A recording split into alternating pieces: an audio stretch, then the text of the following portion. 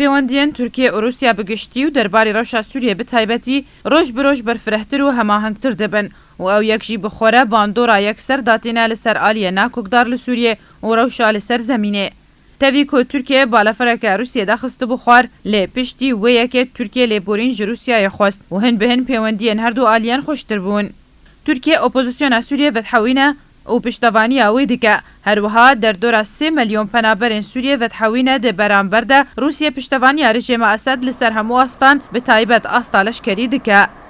ji destpêka civînên Asîtanayê Tirkiye û Rûsya weke welatine gerentor li ger Îranê ketin di hemahengî û hevpeymaniyê de û yek ji derencamên sereke û giring yên civînên Asîtanayê navçeyên kêmkirina asta şer bû û ew yek jî weke dabeşkirina serpiştiyariyê navbera Rûsya û Tirkiye li Sûriyê bû. Navçeya Mertelaferatê ke destê Tirkiye de herwiha ji bo Efrînê jî Rûsya hêzên xwe vekşandin û rêda Tirkiye operasyonên xwe bicî bike ku niha navçeya Efrîn û gundewarên wê li jêr çavdêrî û kontrola Tirkiye de ye. Bihtirî 10 xalên çavdêriyê yên Tirkiye li Sûriye hatine avakirin.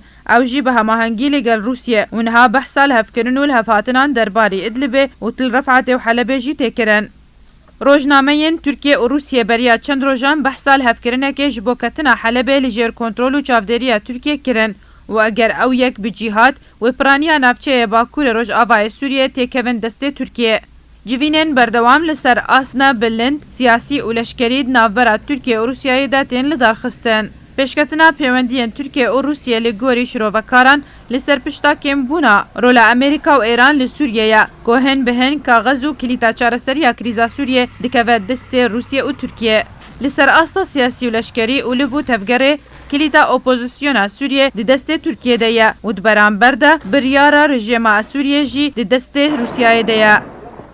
Ji bo Amerîkayê jî ku li Rojhilatê Çemêferatê dimîne li hevkirin û nexşeriyeke di navbera Amerîka û Tirkiye ji bo min bic hatiye pêk anîn û Amerîka jî berdewam radikîne ku Tirkiye yek ji hevpeymanên wê yên kevne û hevpeymaneke wê di NATOyê de ye û ji bo wê yekê ew dev ji pêwendiyên xwe bi Tirkiye re ji bo PYD û PKK bernadin.